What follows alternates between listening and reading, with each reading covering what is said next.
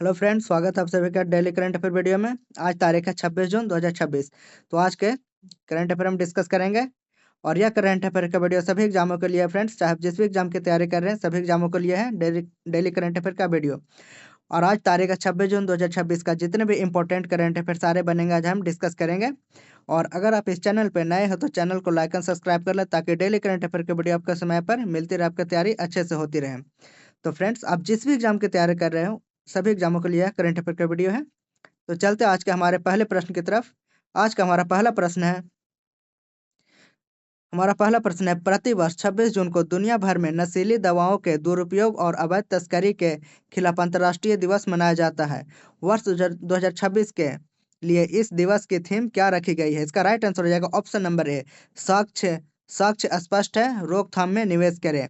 The evidence is clear, invest in prevention इसका theme है। इसका कुछ फैक्ट देखते हैं। Option number A right answer हो जाएगा। इसका फैक्ट देखते हैं कुछ।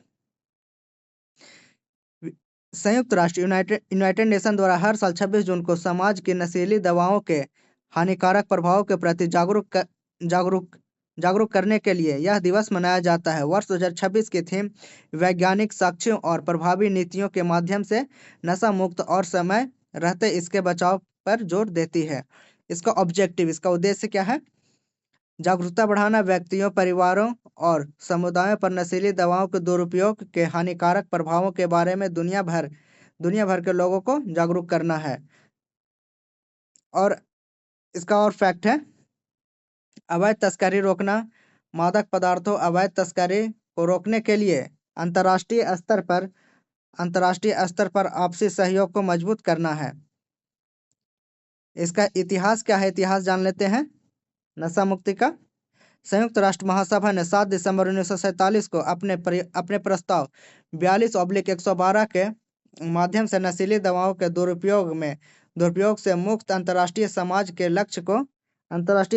लक्ष्य को प्राप्त करने के लिए हर साल 26 जून को इस दिवस को मनाने का निर्णय लिया। यह पहली बार 1989 में मनाया गया था। अब इसका अगला क्वेश्चन देखते हैं। अगला क्वेश्चन हमारा है, जून 2026 में राष्ट्रीय लोक सेवा दिवस के अवसर पर भारत के किस राज्य के डिजिटल भूमि रिकॉर्ड आधुनिकीकरण प्रोजेक्ट को प्रतिष्ठित संयुक्त राष्ट्र लोक सेवा पुरस्कार से सम्मानित किया गया? इसका राइट आंसर हो जाएगा ऑप्शन नंबर बी, उड़ीसा को सम्मानित किया गया प्रतिष्ठित पुरस्कार से। इसका कुछ फैक्ट देखते हैं। उड़ीसा सरकार को भूमि रिकॉर्ड को पूरी तरह डिजिटल और पारदर्शी बनाने के प्रयासों को वैश्विक स्तर पर सराहना मिली है। संयुक्त राष्ट्र ने लोक प्रशासन में नवाचार और पारदर्शिता के लिए उड़ीसा के भूमि सुधार विभाग को इस साल सर्वोच्च पुरस्कार से सम्मानित किया गया है, यानी नवाजा गया सर्वोच्च पुरस्कार से। उड़ीसा के बारे में कुछ जानकारी देखते हैं। ये हमारा भारत का मैप है, ये यहाँ उड़ीसा स्थित है भारत के मैप में।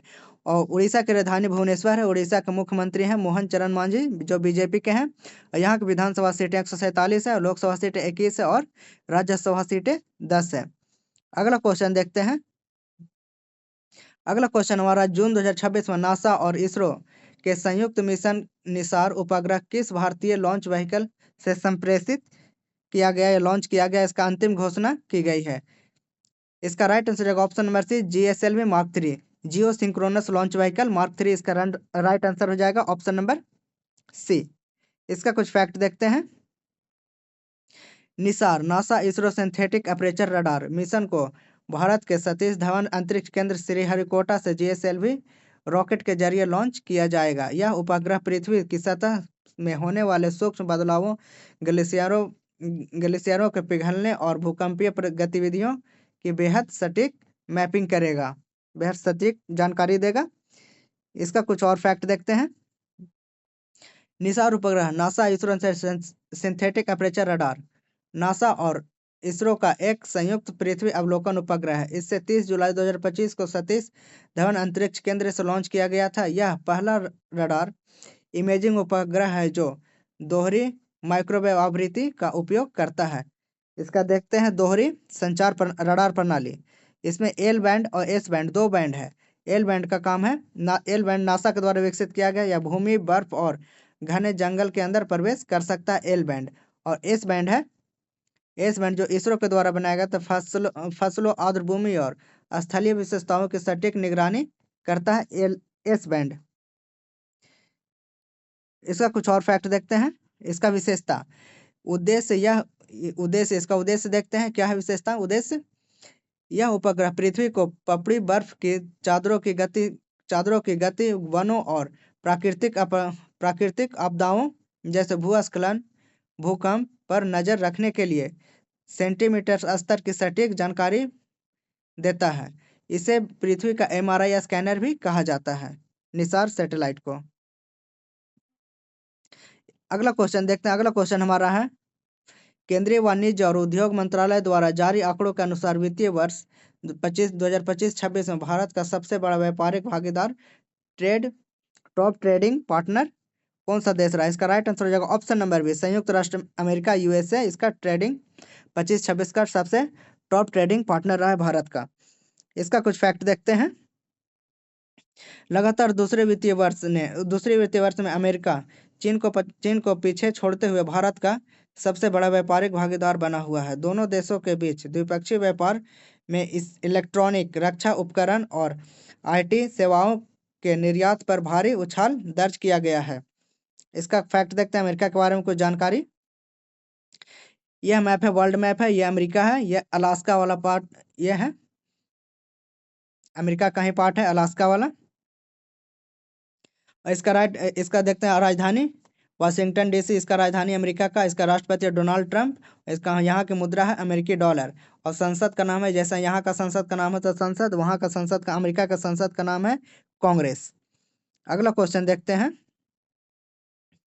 अगला क्वेश्चन हमारा है, हाल ही में केंद्र सरकार ने राष्ट्रीय quantum mission, national quantum mission की समीक्षा के लिए किसकी अध्यक्षता में एक उच्च स्तरीय शासी निकाय का गठन किया? इसका राइट आंसर हो जाएगा option number C, Ajay Kumar Sood की अध्यक्षता में यह गठन किया गया है।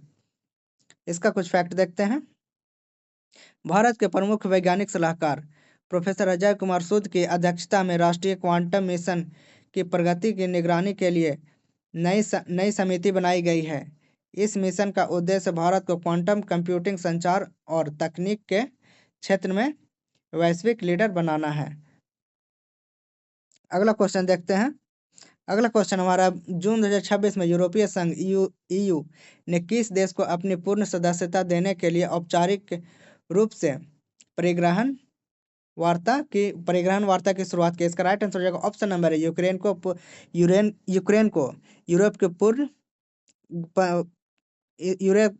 यूक्रेन को सदस्य बनाने का वार्ता किया गया है, यूरोपियन यूनियन का।